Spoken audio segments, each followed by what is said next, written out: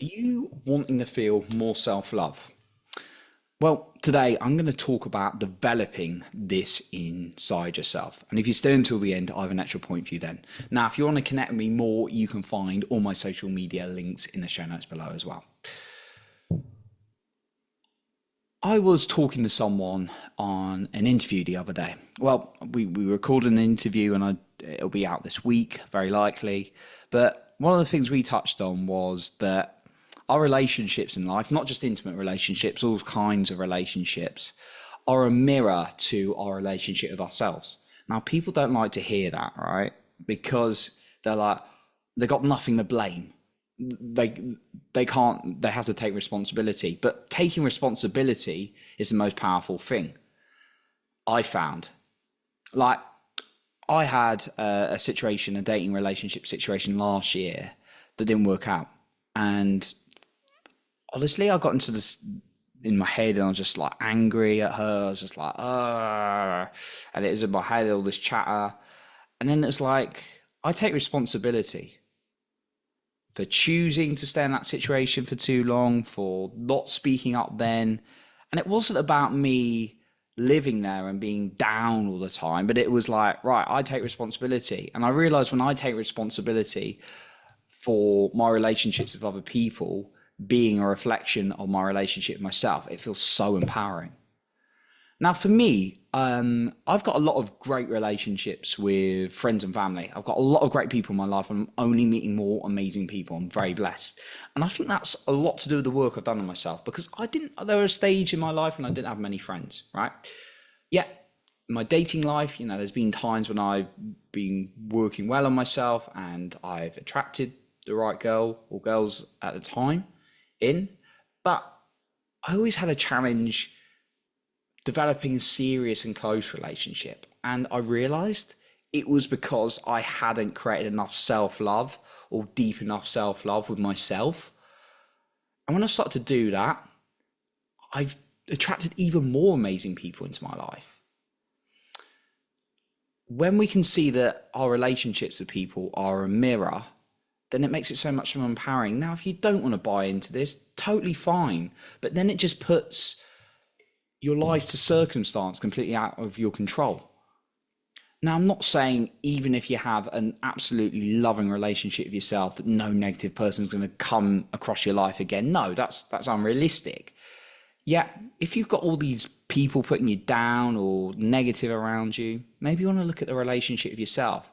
Because I know if I was around people who are just putting themselves down and talking crap, I would just walk out of the room, because I'd be like, I'm not doing this energy. I'd pick up on that very quickly. But if I didn't have that loving relationship with myself, I wouldn't, right? And I really want to encourage you to do the same, because it's probably hurting you if you've got people putting you down, right?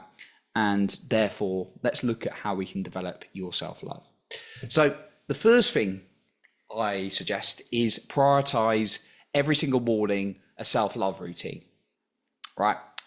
Whether that's journaling, whether that's meditation, whether that's breath work. For me, breath work and meditation are really powerful, and I've been upping this even more with some practices my coach has given me.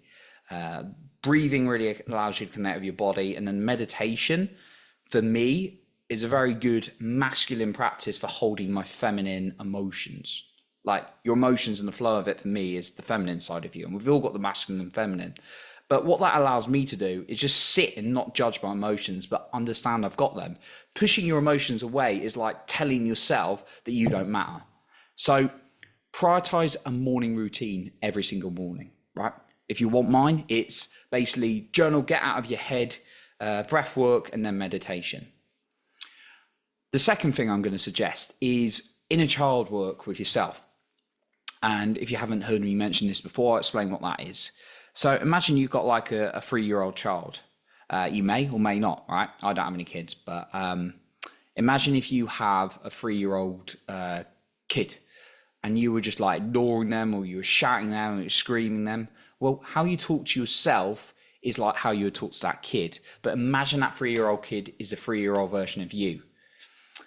And when you start looking at that child differently, when you start talking to yourself differently, you're going to have a different relationship with that child. When you start seeing that there's an inner child within you. even like recently when I was at a workshop, I like relived a quite a traumatic experience at 2 years old, and honestly, I was crying. I was like absolutely upset, and I had this had subconsciously gone away, and I was shaky a little bit after it because I felt like I was two again.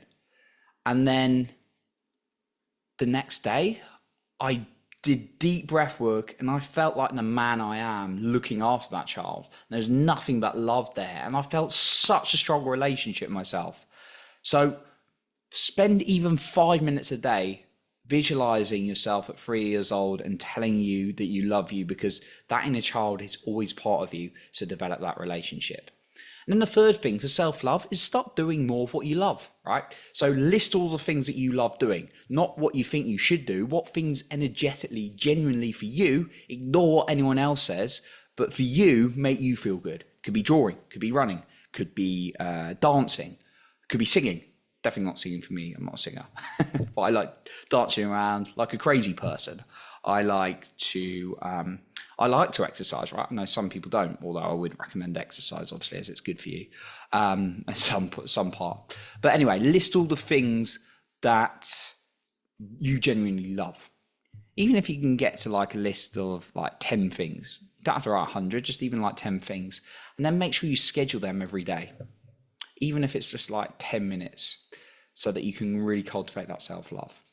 Now, I've got a final point for you. Just to mention again, though, that if you want to connect with me further on social media, I'll leave my links in the show notes below.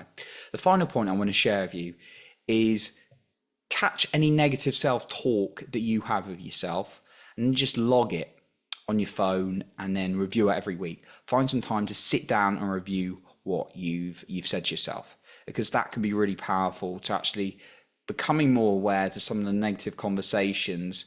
Allows you to actually see it as just like a little bit of chatter in your head rather than allowing it to go on, right?